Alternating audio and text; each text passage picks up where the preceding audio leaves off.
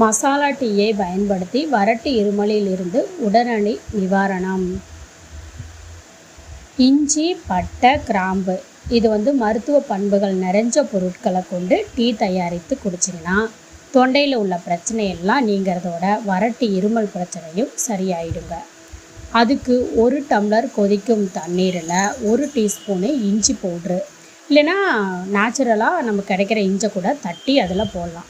1 சிட்டிகை பட்டைத்தூள், கொஞ்சமாக கிராம்பு சேர்த்து கொதிக்க வச்சு 5 நிமிஷம் கழித்து வடிகட்டி இதை தினமும் குடிச்சிட்டு வந்தீங்க அப்படின்னா இந்த இருமல் அப்படிங்கிறது துளியுமே இருக்காதுங்க.